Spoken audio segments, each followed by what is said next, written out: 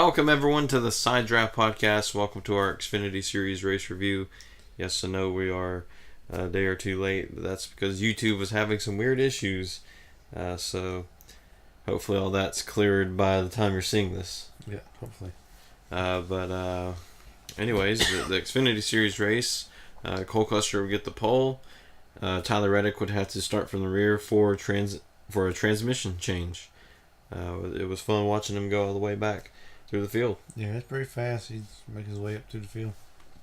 And the only two other things really notable to say in stage one is Brandon Jones would be into the wall very, very early, ending his day.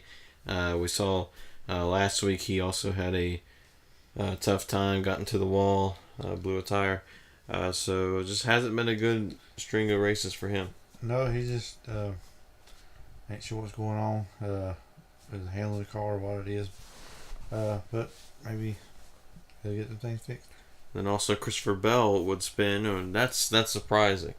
Mm-hmm. Tire issues, that can happen just about anybody. But Christopher Bell spinning, that's something you never really hear about. Yeah, not very much. It's unusual.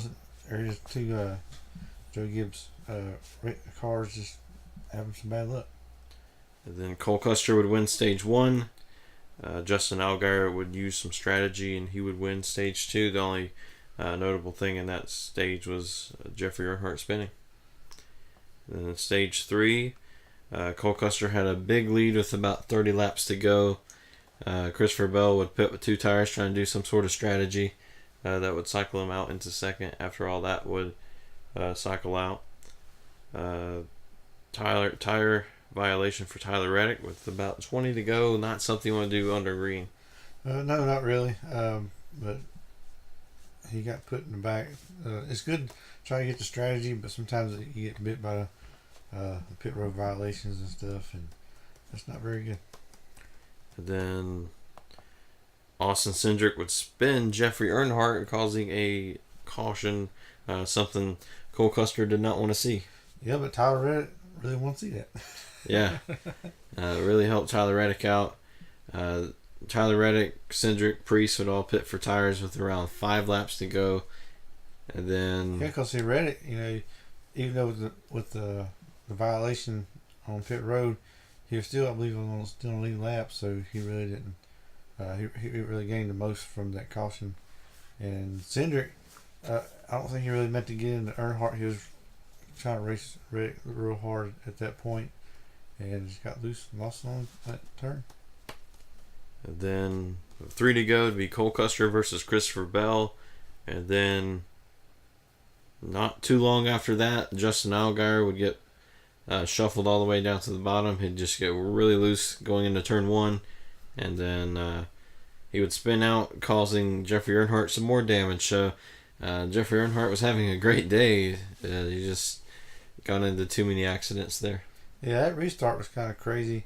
I believe if Austin Dillon wouldn't have blocked Allgaier, try to run him all the way down to the apron, it might not cause all that stuff, and it might have helped Austin Dillon out a little more because I believe he got into his teammate Justin Haley at that point, and it just causes a lot of crashing. Then Tyler Reddick would take the lead on the next restart. It's like, how in the world do you go from tire violation with 20 to go, and now here you are going for the lead, taking the lead. He takes that all the way to the final lap. It looks to be like Tyler Reddick just stole one from Cole Custer, and then turn 3, I don't know if he had an issue with shifting the car or just drove it in there too deep. I believe when Tyler Reddick was pushing Custer, and it looked like he jacked Custer's car up and got him a little loose, and Reddick just shot down to the bottom lane and just took off and kind of overdriving the corners a little bit, wasn't he? Yeah, just a little bit, but unfortunately for him, that ended up biting him because he would just drive it in there too deep, wash up a little bit. Cole Custer took advantage of that, and he would go on the victory lane for the 3rd time this season. Yeah, sometimes you try a little too harder, try to get away from the second place car, but it kind of bites you in the end. And Custer, I believe he's hitting his marks just right where he needed to. He was fast at that point, and then he just took off and get the checkers. Yeah, so very dominant day out of Cole Custer. No one could really touch him. He'd have like a very sizable lead for most of the race up until the last restart, where just Tyler Reddick with those fresher tires took advantage of it momentarily. But I wouldn't necessarily say it was a bad race or good race. It was more like it was a good race. It was kind of okay. It was very competitive. I mean, there's a lot of strategy going on. There was a little bit of passing, and just it was a very interesting race. Yeah, Pocono is either really really bad, too many cautions, not allowing strategy, not really allowing strategy to go anywhere at all, like we saw in the Cup race, and but fortunately for us, the Xfinity race came down to the wire, last minute, last lap. It was just real exciting at the end. Yeah, it was real exciting to see Chase Briscoe up there going for the win.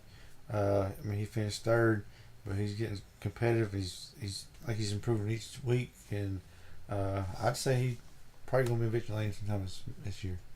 Yeah, Michigan's a great place. Next week, I believe they go there. Yeah, I think so. Yeah, he helped push Custer a little bit on that one restart, and kind of helped him out a little bit. So. Yeah, so that was our review of the Xfinity Series race. It was a very quick race. It was over very quickly. It's like only 106 or 100 laps. The Cup race was 160, so it was had some strategy, but also Cole Custer dominated most of that race. Yep. All right, so we hope you enjoyed it, and we'll see you actually in just a few minutes for the Cup Series review once you see this. So we'll see you in a little bit.